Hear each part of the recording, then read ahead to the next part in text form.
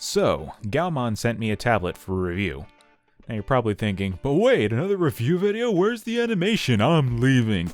And I just asked that you don't, but if you don't want to watch a tablet review video, then you don't have to. Animation just takes a very long time.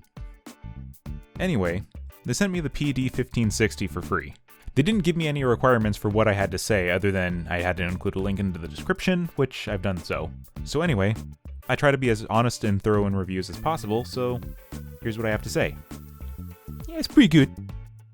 I've been using it steadily for a week now to ensure that I understood all its oddities and so I could review it fairly. By now it's actually replaced my Intuos 4 XL and I'll keep using it because I actually do like it. So, lucky you Gaomon, you guys made a good product. Let's take a look at the specs. This thing has 8,000 levels of sensitivity, which is standard nowadays, but it's still higher than what I was working with before. Has 10 express keys, as well as 5 menu controls for normal monitor options, which is useful if you want to turn it off. It has a rechargeable pen with 2 buttons on it, so 2 buttons is standard, doesn't have an eraser, but the pen charges in like 1 to 2 hours and lasts for like 100 hours on a single charge. Being a screen tablet, this also has a 15.6-inch screen display, which is actually pretty sizable. This is about as big as my old Intuos 4. And because you're drawing on the screen itself, it includes a complimentary screen protector as well as a stand, which are both nice little perks. So, onto the goods, the bads, and the weirds. This thing is pretty big. A 15.6-inch screen puts it at the same size and active area as my Intuos 4 XL, which actually is very helpful because, aside from making the transition to this a lot easier for me, bigger screens mean that you can get more accurate with your strokes. Some people do prefer smaller screens here and there, but generally, bigger is going to be better. The stand and the screen protector it comes with help a lot. The screen protector is a goddamn chore to put on, but it gives it a more matte finish so it doesn't reflect, and it provides it a very nice papery texture, so it actually feels pretty good to draw on. Now, the big concern with most screen tablets, especially ones that aren't the monopoly that is Wacom, is the accuracy, polling rate, parallax, etc. How do they perform? On this, I'm happy to report that they're actually pretty accurate. My lines are all coming out very smooth. It feels pretty identical to what I was using before. So tablet drivers can always be a bit finicky. Fortunately, these ones are actually pretty straightforward. As long as you don't have an existing tablet driver that's installed, this thing should install properly the first time. Uninstalling and reinstalling the drivers as well is pretty easy to do. Points for being straightforward. Now there are a few weird oddities about this thing. The driver has calibration software to deal with parallaxing.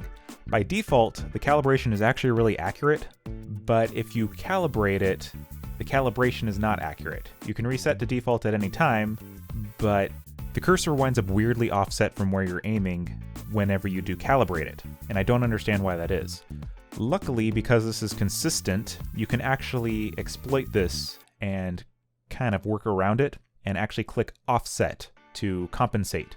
When you do this, you can actually remove the tiny little bit of parallaxing that happens by default. It's not noticeable, but if it is enough to bug you, you actually can deal with it.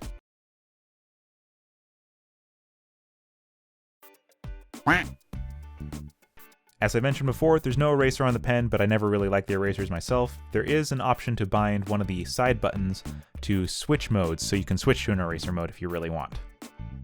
The last little oddity was the buttons operate on hover, not by hold and click. So in order to use a side button, you have to hover above the screen and then click it, and don't actually press the pen to the screen itself. This took a lot of getting used to, but that was mostly due to muscle memory. Now there are a few drawbacks to this tablet. There is no tilt function, which might be a deal breaker for some people. Personally, I've never used tilt a lot myself, but I understand that especially if you're doing more painting stuff, tilt can come in handy a lot. Ugh! The other drawback is you can't set up multiple profiles for your drivers or set up profiles per program. This isn't a huge issue, but it does prevent you from swapping around shortcut keys if programs you use don't respond to certain ones. Like for instance, I can't use the hand tool in Toon Boom because they actually don't allow for that for some reason. They don't allow using middle click to pan. I don't know why. The final verdict that I have for this thing's like $360 at the time of making this video.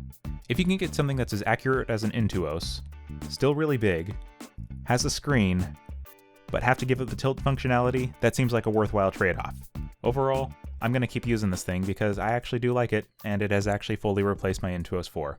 So, if you are interested, I have a link to the Amazon store page in the description where you can get one yourself. Anyway, that's about it for this review. Be sure to check out my streams on Saturdays if you're wondering where the hell my animations are, because they take a very long time, so I stream it so that way people can appreciate how long that it takes to animate.